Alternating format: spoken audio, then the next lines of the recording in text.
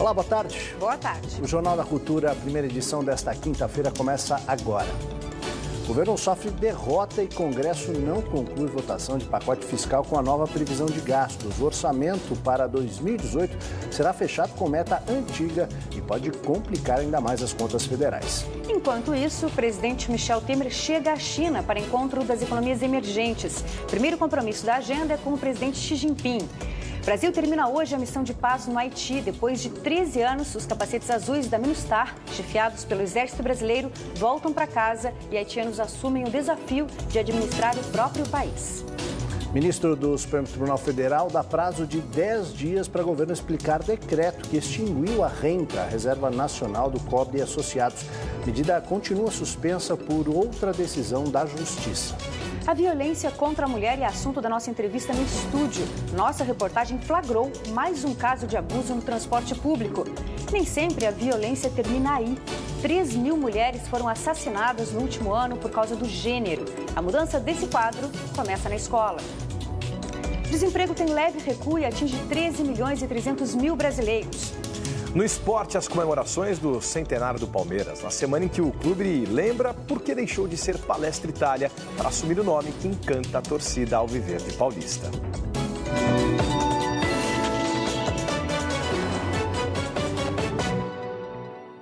A Organização Mundial da Saúde recomenda o leite materno como o único alimento necessário para o bebê até os 6 meses e como complemento até os 2 anos ou mais. Apesar das campanhas que incentivam a amamentação, na prática, as mulheres ainda encontram muitos desafios e preconceito. Há 2 anos e 8 meses, Daniela amamenta o filho Thomas em livre demanda. Já tive em restaurante, de ver pessoas mudando de lugar para não ficar de frente para mim e para o meu filho. As pessoas não têm noção como machuca, né? Porque o que eu mais quero é fazer bem para o meu filho.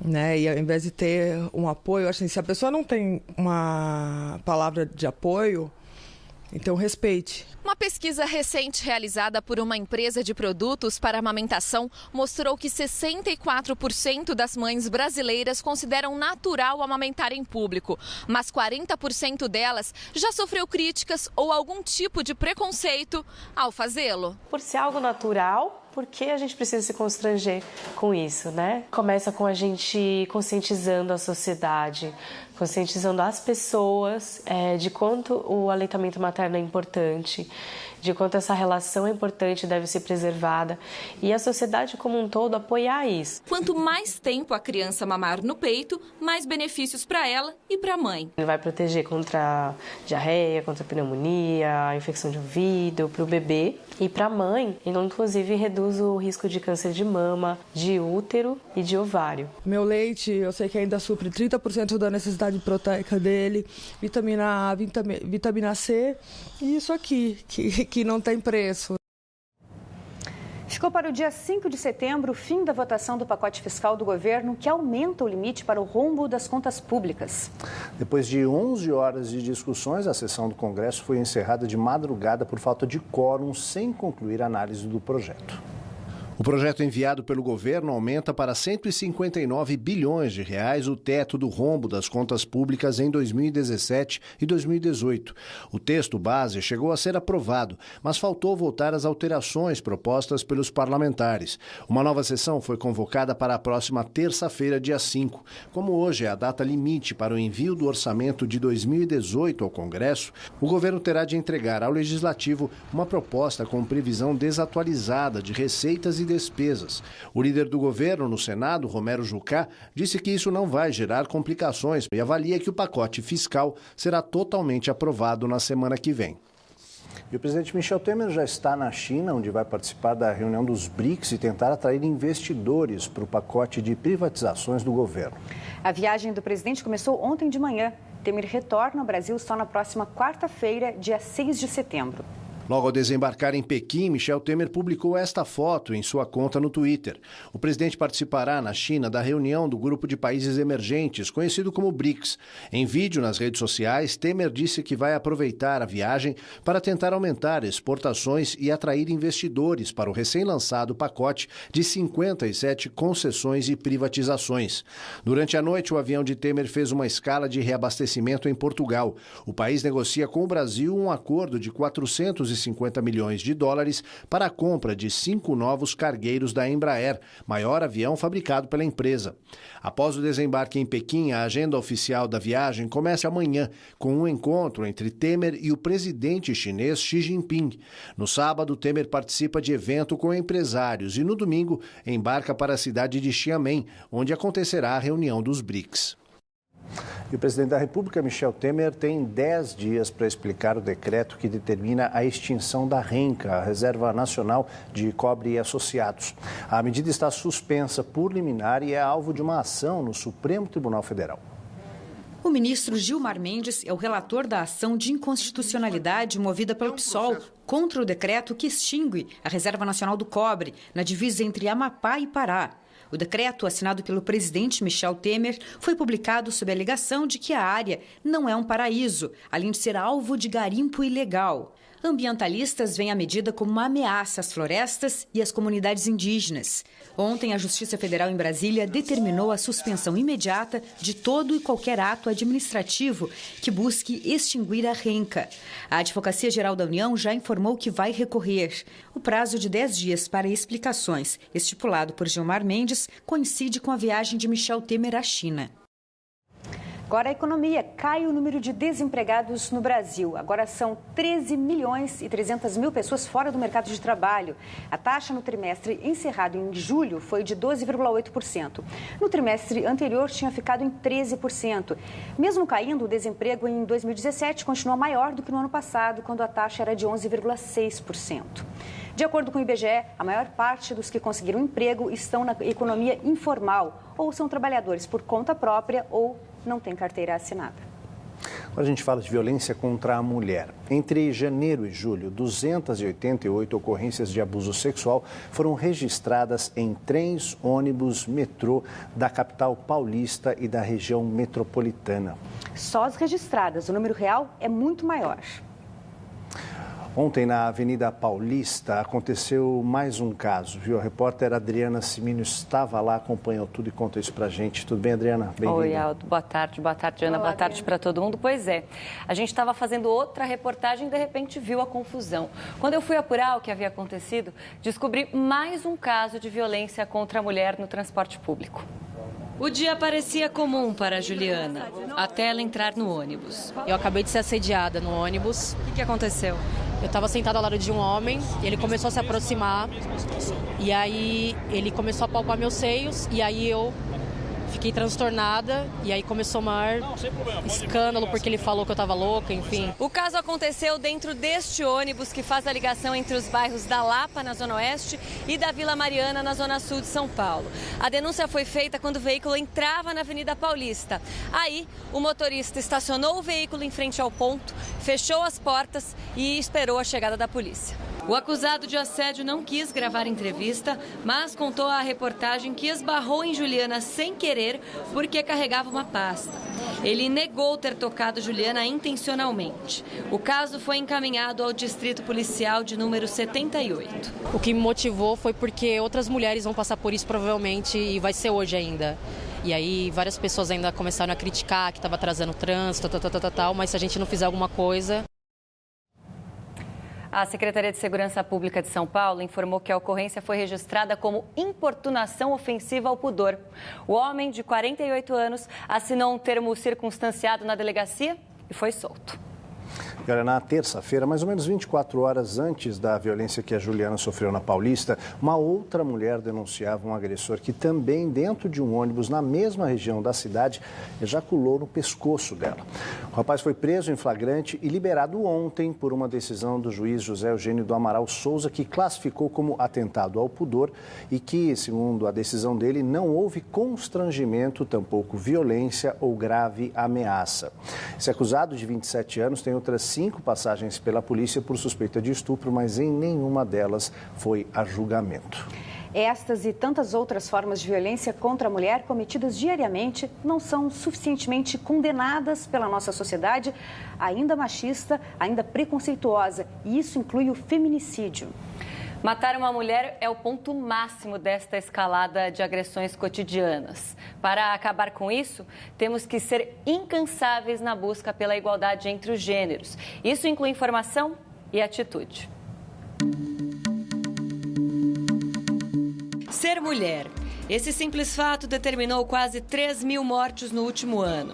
Por dia, o Brasil registra 8 casos de feminicídio, qualificação de homicídio implementada em 2015, em que a morte envolve violência doméstica ou discriminação ao sexo feminino. O crime é considerado hediondo e costuma ser o desfecho de uma relação marcada por uma escalada de violência. Normalmente é alguém que já tem uma predisposição, já tende a ser mais agressivo, já tende a ser mais violento nos seus relacionamentos interpessoais, inserido numa cultura que permite que isso aconteça, né? Num contexto em que, de alguma maneira, ele foi aprendendo que a mulher tem um papel inferior, que ele tem um papel de posse, se não é minha, não vai ser de ninguém, etc. Debater o papel da mulher e as dificuldades enfrentadas cotidianamente por ser mulher.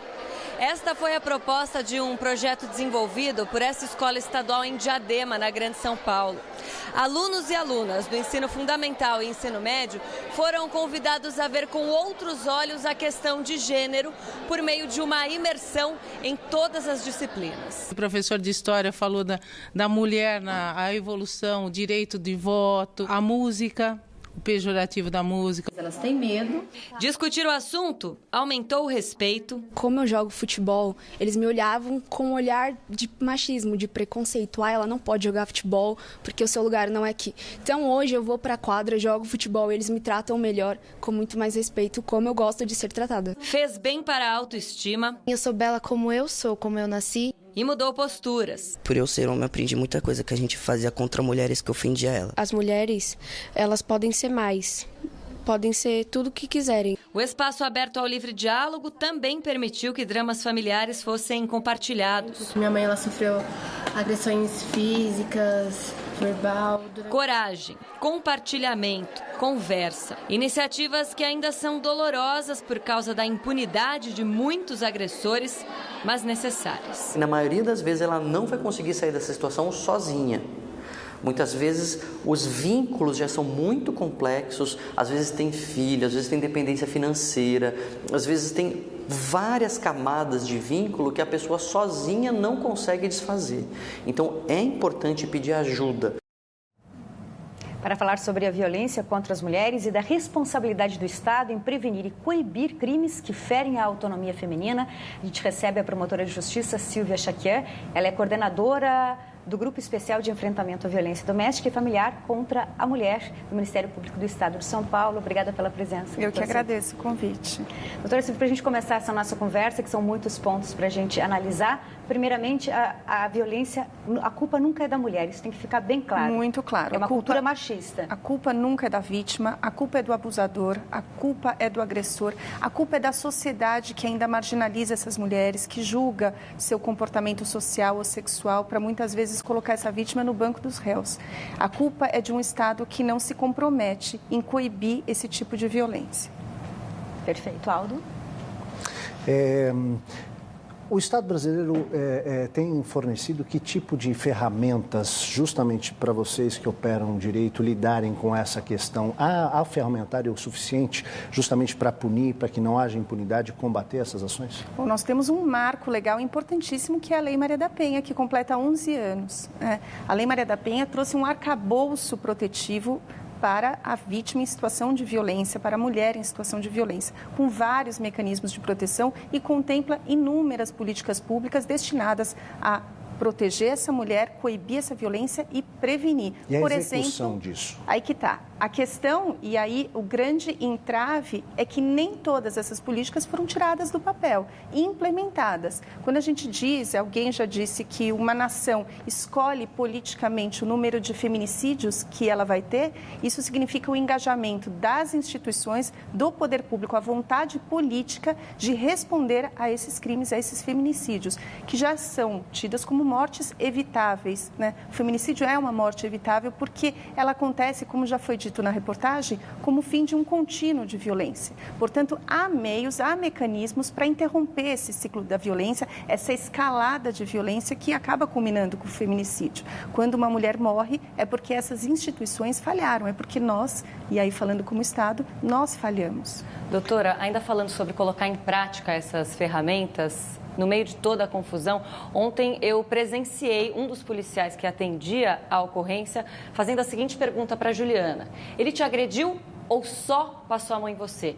Eu e ela olhamos assustadas para ele, ele se deu conta do que ele tinha dito e percebeu que aquilo que parecia um detalhe, na verdade, era aquilo que a gente chama da segunda violência contra a vítima, quando a situação pela qual ela passou é menosprezada. O que falta para preparar melhor esses profissionais que dão esse primeiro atendimento tão importante? A chamada violência institucional, né? A revitimização, que muitas vezes causa danos emocionais na vítima ainda mais graves que a própria violência.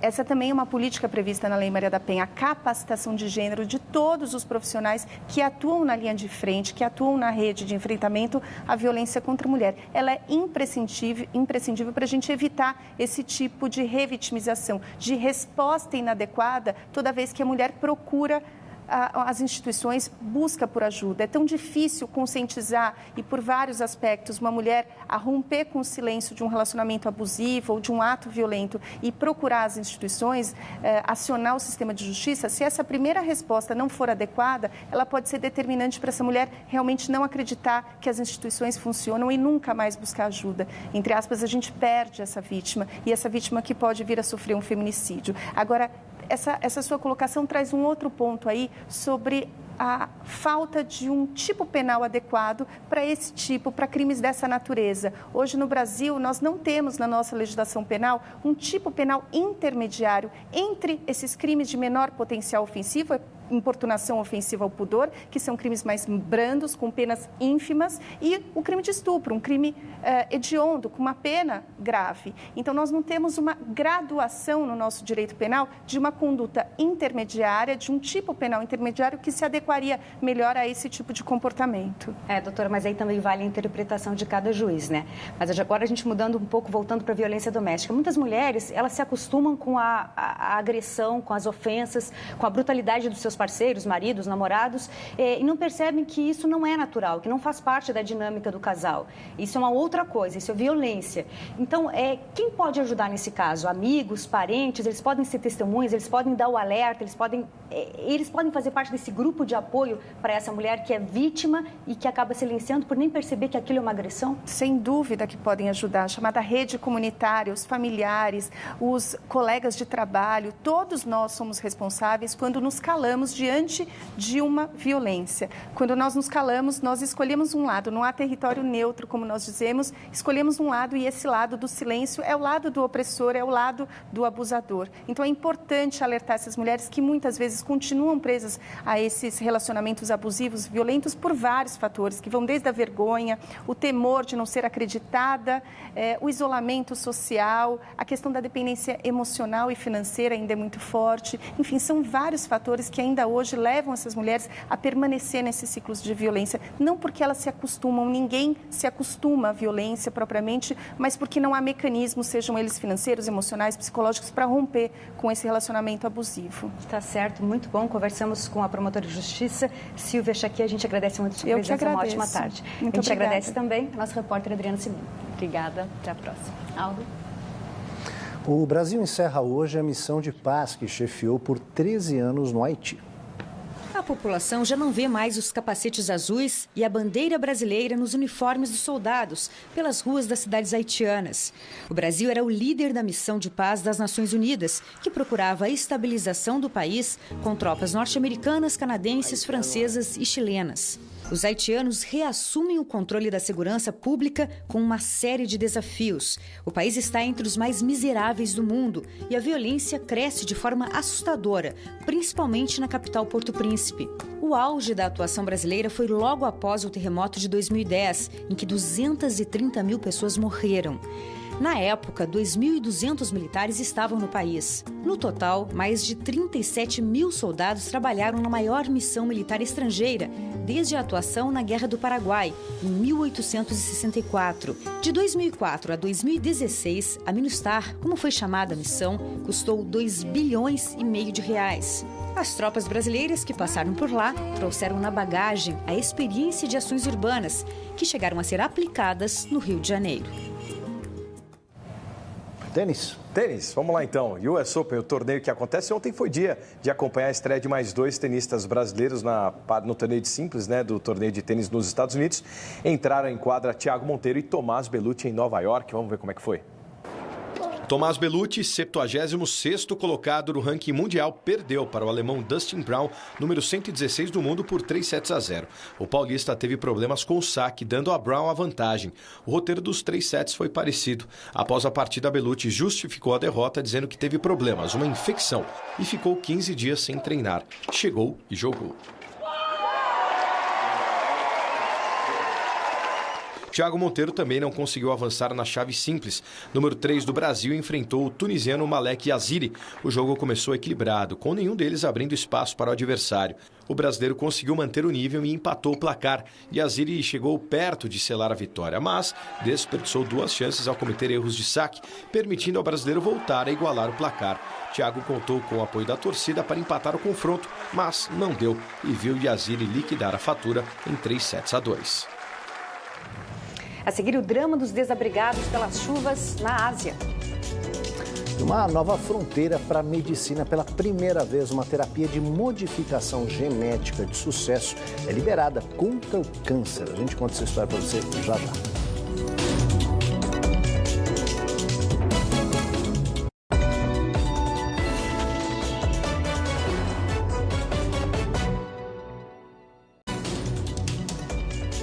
O estado do Texas, nos Estados Unidos, tem tomado a atenção do mundo por causa dos alagamentos da última semana, mas a Ásia também sofre. Em 3 países, mais de 1.200 pessoas já morreram.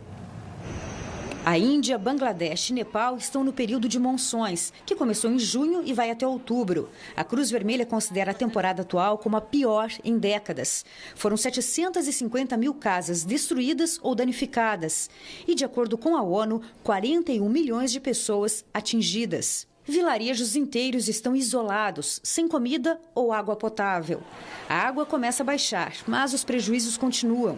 Cresce o medo de doenças e, além disso, mais de 10 mil hectares de plantações foram devastadas na Índia. Para se ter uma ideia, em abril, o país já tinha perdido cerca de 1 milhão de toneladas de arroz em inundações repentinas. 12h25, nessa semana o Palmeiras completou 103 anos de vida. Antes vamos ver os gols da Primeira Liga também. Com a excelente atuação do goleiro Giovani, o Atlético Mineiro passou pelo Internacional com gol de Cleiton e está nas semifinais do torneio. Vai enfrentar o Paraná, que passou pelo Flamengo após o empate em 1-1 no tempo normal. Renatinho e Everton Ribeiro anotaram nos 90 minutos.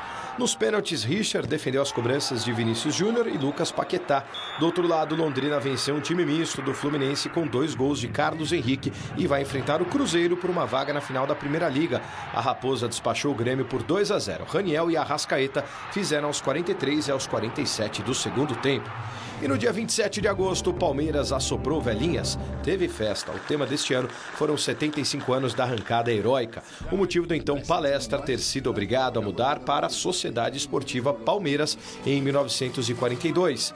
No evento, teve um pouco do eterno Parque Antártica, hoje Allianz Parque, além da Ademir da Guia. As lembranças da Academia de Futebol com Leão, Luiz Pereira, Dudu, Leivinha, César Maluco e companhia. E para fechar, um vídeo fez referência ao campeão do século XX e às últimas conquistas, 2 Copas do Brasil em 2012 e 2015 e o Brasileiro de 2016.